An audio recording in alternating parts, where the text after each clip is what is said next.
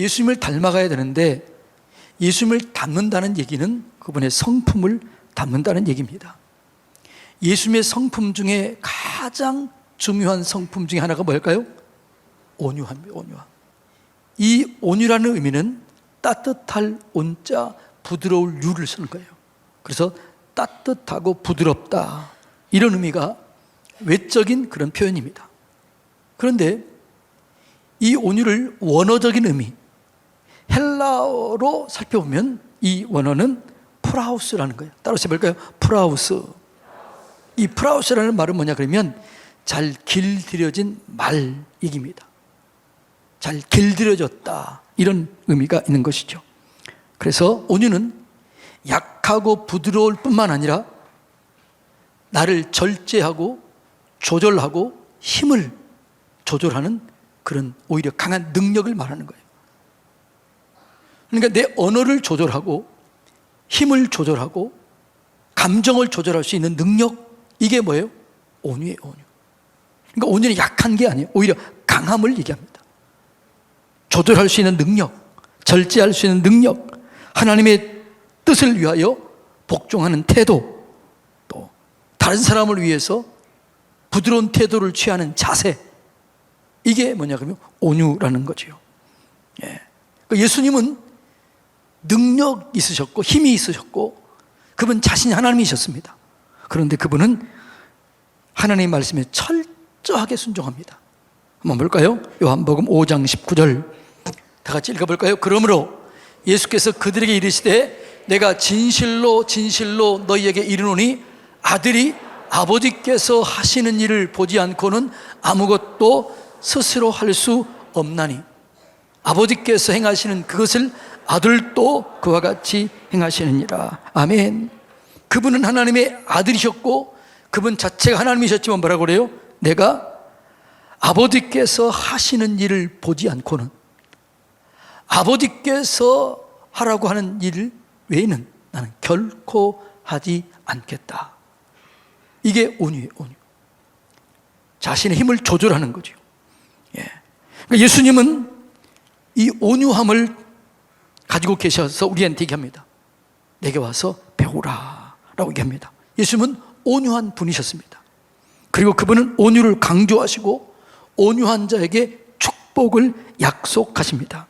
그러니까 성경은 한결같이 온유한 자에게 복을 주는데 그 온유한 자가 누리는 복이 뭐예요? 땅을 차지하는 거예요.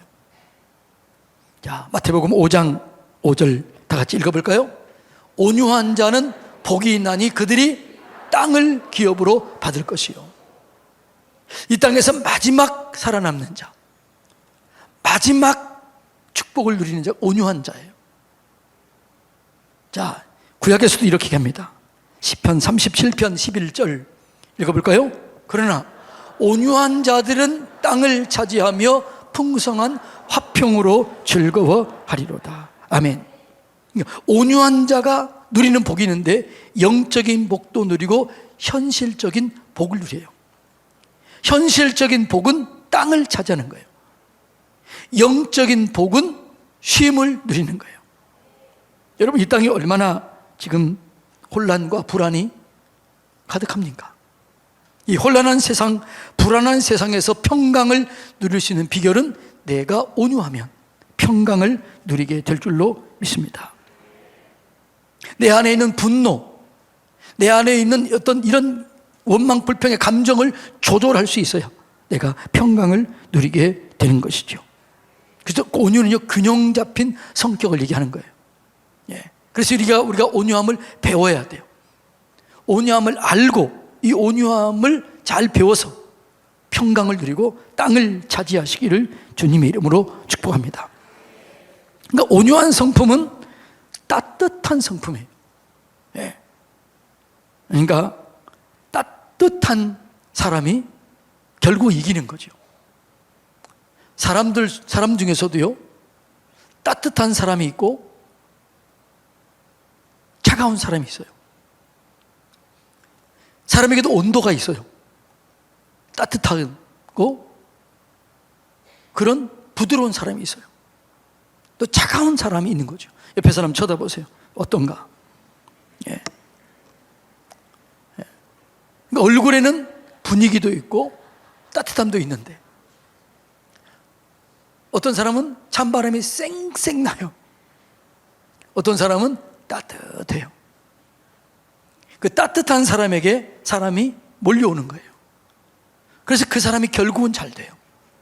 교회도요, 따뜻한 교회가 있고 차가운 교회가 있어요.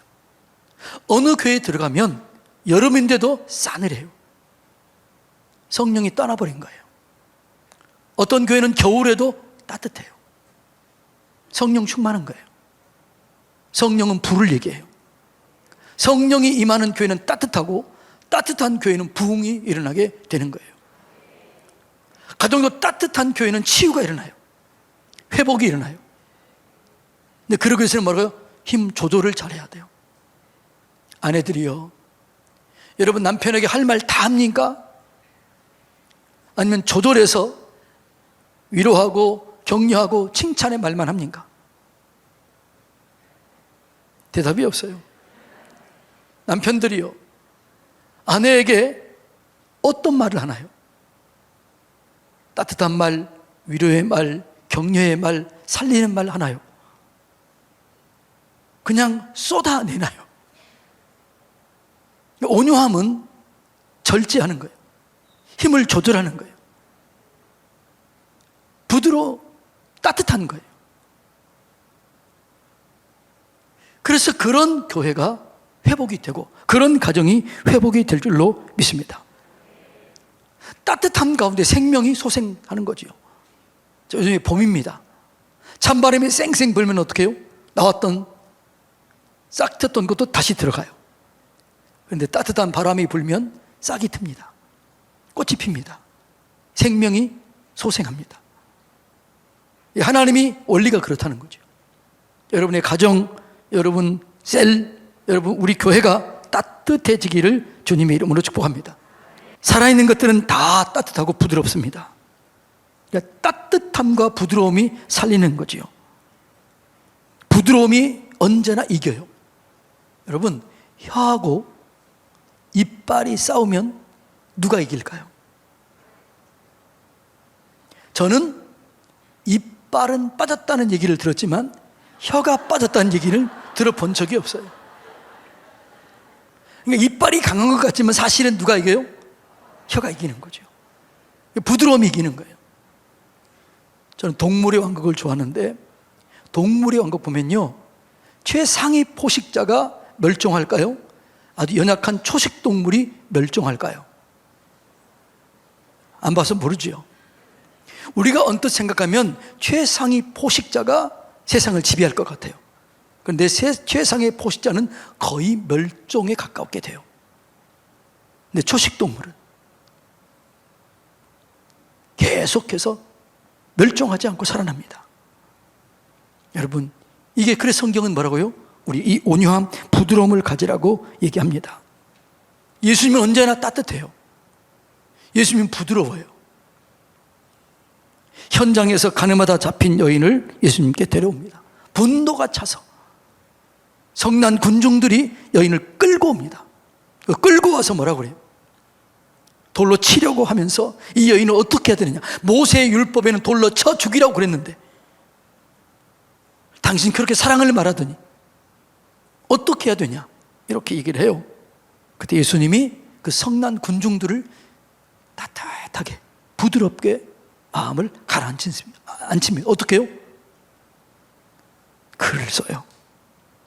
마음이 누그러집니다. 그때 이렇게 얘기를 해요. 누구든지 죄가 없는 사람이 돌로 치라. 얼마나 부드러워요. 근데 사람들이 하나씩 하나씩 돌을 놓고 떠납니다.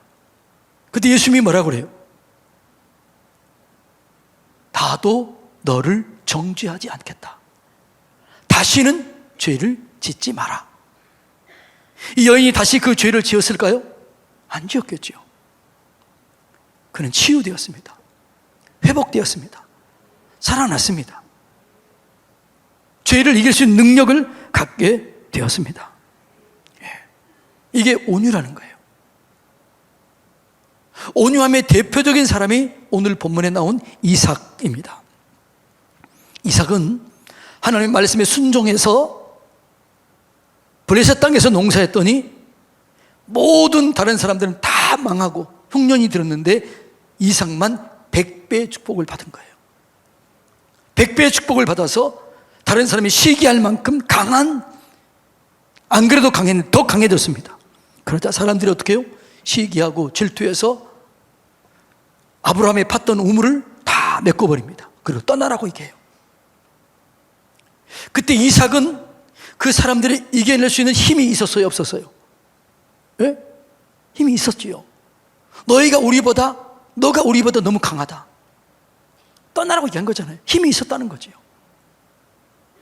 그때 이삭은 다투지 않습니다. 예. 다툴 때 피합니다. 쫓아오면 양보합니다. 그리고 그것을 떠나서 다른 곳에 우물을 팠더니 거기 또 우물이 콸콸콸콸 쏟아지는 거예요. 놀라지도 않아요. 이스라엘에서 우물 하나가 터졌다는 얘기는 그냥 금광이 하나 터진 것과 똑같은 거예요. 그래서 우물이 또 쫓아와서 또 시비를 겁니다. 그때 이삭이 또 피합니다. 양보합니다. 그리고 그 우물 이름을 이렇게 짓습니다. 에색, 다투었다. 나는 다툼을 선택하지 않으리라. 그리고 그 이름을 에색이라고 이름 짓고 또 옮겨요. 근데 또 옮겼더니 거기서 또 뭐가 나와요? 이야기 몰라요? 또 우물이 정말 좋은 우물이 나오는 거예요. 그런데 또 쫓아와서 또 막아요. 그래서 이 우물 이름을 뭐라고 그래요? 신나라고 그래요. 대적하다 이런 의미예요. 나는 대적하지 않으리라. 그리고 또 피해요. 양보해요. 그랬더니 또 우물을 팠더니 어떻게 돼요? 우물이 또 더 좋은 우물이 나오는 거예요. 그래서 이 우물 이름을 뭐라고 그래요? 르호봇 이렇게 하잖아요. 오늘 성경에 나왔잖아요. 읽었잖아요. 그걸 르호봇이라고 얘기하고 다시는 그들이 시비를 걸지 않아요. 그리고 그들이 와서 이렇게 얘기를 해요. 자, 한번 볼까요? 26장 28절 29절 그들이 이르되 여호와께서 너와 함께 계심을 우리가 분명히 보았다. 와, 뭐라고요? 하나님께서 너와 함께 계심을 우리가 분명히 보았다. 우리 사이 곧 우리와 너 사이에 맹세하여 너와 계약을 맺으리라. 그 다음에 이렇게 얘기해요. 너는 우리를 해하지 말라. 이는 우리가 너를 범하지 아니하고 선한 일만 내게 행하여 내가 평안히 가게 하였음이니라. 뻥 치는 거죠. 이게 뻥이잖아요. 쫓아냈잖아요. 그리고 뭐라고 그래요? 너는 여호와께 복을 받은 자니라. 와우. 이런 은혜가 여러분 가운데 있게 되기를 축복합니다. 하나님이 너와 함께 하심을 우리가 분명히 보았다.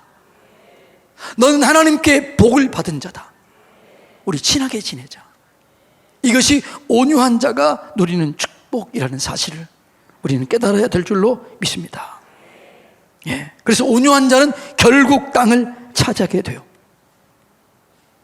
이삭이 온유한 자인데 이삭은 물과 같이 부드러운 사람이었습니다. 물은 언제나 어디를 향해요? 낮은 곳을 향하여 흐릅니다. 막힌다고 싸우지 않습니다. 기다립니다. 기다리고 또 기다립니다. 그리고 결국은 이겨내게 되는 것입니다. 예. 여러분, 싸우지 않고 다투지 않았지만 결국은 이삭이 승리했고 결국은 이삭이 복을 받았다라고 얘기합니다. 온유의 또 다른 면이 절제입니다. 온유의 또 다른 마음이 힘을 조절하는 것이라고 말했습니다. 이 절제할 때 은혜를 경험하게 되고 능력을 경험하게 되는 것이죠. 절제의 대표적인 사람이 요셉은 혈기왕성한 젊었을 때 보디발 아내의 유혹을 받습니다. 유혹을 받을 때 그 욕망을 절제합니다. 그리고 이렇게 얘기합니다. 39장 9절에 보면 내가 어찌 이 큰 악을 행하여 하나님께 죄를 지으리까. 그리고 거기를 빠져나옵니다. 그러자 그 여인이 모함을 해서 감옥에 집어넣어요. 그런데 요셉은 한마디도 불평하지 않습니다. 그리고 하나님 아시지요. 하나님께 맡겼더니 하나님은 그 감옥에서 요셉을 쏘아 올려서 애굽 총리가 되게 하십니다. 여러분, 이것이 온유한 자가 누리는 복이에요. 예. 그래서 온유는 따뜻함과 부드러움이고, 온유는 또 기다리게 하는 것입니다. 온유한 사람은 기다릴 줄 아는 거예요. 참고 기다리는 거예요. 싸우지 않는 거, 양보하는 거예요. 평화를 선택하는 거죠. 그래서 온유함이 뭐라고요? 길들여진 말이라는 의미가 있다고 그랬잖아요. 제가 야생말 길들이기 이런 글을 읽어본 적이 있어요. 미국에 가면 미국 서부 쪽에 농장 주인들이 야생말을 길들이는 법을 이렇게 써놨더라고요. 아주 야성이 강한 말, 잘 길들여지지 않는 말은요, 당나귀와 함께 묶어놓는데요. 그 힘은 누가 세요? 말이 세잖아요. 그러면 말이 콧방귀를 키면서 앞발을 들고 힝 하면서 막 당나귀를 질질 끌고 다니면서 저 광야로 끌고 사라진대요. 그런데 한 3, 4일 지나면 그 말과 당나귀가 나타나는데 당나귀가 앞에 서고 말이 뒤에서 끌려온대요. 말이 성질 다 부리면 당나귀는 끝까지 떨어진 거 참는 거죠. 그러면 말이 포기한대. 그래서 당나귀가 주도권을 잡는다는 거예요. 이게 온유라는 거, 온유. 그러니까 온유라는 게 뭐냐? 나를 포기하는 거예요. 나를 절제하는 거예요. 그래서 나중에 온유한 자가 이기는 거죠. 예. 여러분, 우리의 많은 문제는 조급함 때문에 문제가 생기는 경우들이 너무너무 많아요. 조금만 참았으면 하나님이 다 준비해 놓고 계신데 내가 조급해서 문제를 일으키는 것이 너무 많아요. 이런 말이 있어요. 따라서 해볼까요? 조급하면 이스마엘, 기다리면 이삭. 무슨 말인지 아나요? 이 말이 또 무슨 말인지 모르는 사람이 있어요. 조급해서 자기 생각대로 태어난 게 이스마엘이에요. 기다려서 하나님의 때에 태어난 게 이삭이에요. 이삭은 약속의 자녀예요. 이스마엘은 육의 자녀예요. 이스마엘 때문에 오늘까지 어려움을 당하고 있는 거예요. 여러분, 좀 기다리시기를 축복합니다. 기다리면 하나님이 다 처리해 주실 줄로 믿습니다. 이 온유를 가장 잘 설명하는 성경 구절이 시편 37편이에요. 자, 시편 37편 7절, 8절 먼저 읽어볼까요? 여호와 앞에 잠잠하고 참고 기다리라. 자기 길이 형통하며 악한 꾀를 이루는 자들 때문에 불평하지 말지어다. 이게 뭐예요? 이게 온유예요, 온유. 자기 악한 꾀를 내어서 나를 속이고 나를 사기치는 사람이 있어요. 그럼에도 불구하고 참고 기다리라. 불평하지 마라. 입술에 파수꾼을 세우라. 이게 뭐라고요? 이게 온유함이라는 거예요. 자, 그 다음 또 분을 그치고 노를 버리며 불평하지 말라. 이게 뭐예요? 온유라는 거죠. 불평을 그치고 노를 버리며 불평하지 않는 게 온유예요. 원망하고 불평하면 뭐가 만들어져요? 악이 만들어지는 거예요. 그래서 우리가 귀한 것을 얻지 못해요. 그런데 참고 기다리면 하나님이 하시는 거예요. 그럼 어떻게 되느냐? 자, 그 다음에 9절 띄워주실래요?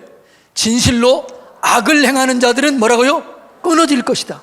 내가 불평하지 않고 원망하지 않고 온유함으로 대하면 악이 끊어져요. 그리고 나는 땅을 차지하게 되는 거예요. 그 다음에요, 잠시 후에는 악인이 없어질 것이다.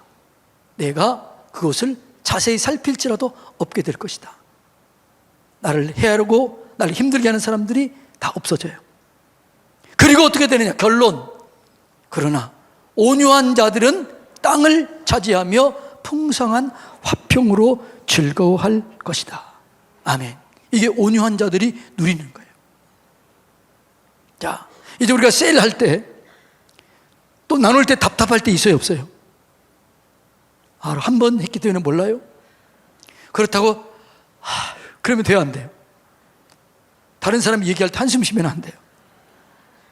기다려주세요. 참아주세요. 우리 뭐 하라고 그랬어요? 다른 사람 얘기하면 뭐 하라고 그랬어요? 자, 시작. 다 잊어버렸어요. 자, 합니다. 시작. 감사합니다. 이렇게 하라고 그랬잖아요. 속이 터져도 뭐라고요? 기다려주세요. 다 같이 합니다. 시작. 감사합니다. 할 때마다 그렇게 하세요. 위로가 돼요. 격려가 돼요. 치유가 일어나게 돼요. 변화가 일어나게 되는 것이죠. 예. 그래서 이 온유함은 잘 훈련해야 돼요. 예수님과 함께 멍에를 져야 돼요.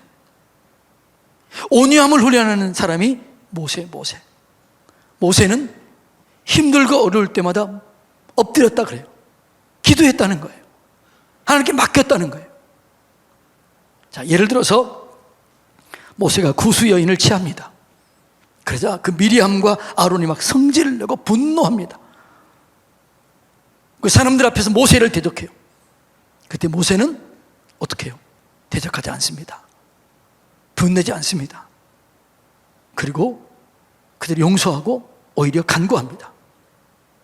그랬더니 미리암의 병이 생겨요. 그리고 그가 스스로 돌이켜요. 그리고 치유가 일어나게 되고 회복이 일어납니다. 모세를 향해서 수많은 백성들이 원망하고 불평하고 대적합니다. 그때 모세는 한 번도 거기 대적하지 않아요. 그리고 기도해요. 이겨내요. 모세가 힘이 없었나요? 힘이 있었습니다. 능력이 있었습니다. 근데 그 힘을 조절한 거예요. 권력을 조절한 거예요. 자신을 공격하는 자를 위해서 보복하지 않고 용서한 거죠. 예. 이게 온유라는 거예요. 예수님은 12군단을 데리고 와서 자기를 해하려고 했던 사람 다 죽일 수 있었습니다. 그런데 참아요. 십자가를 져요.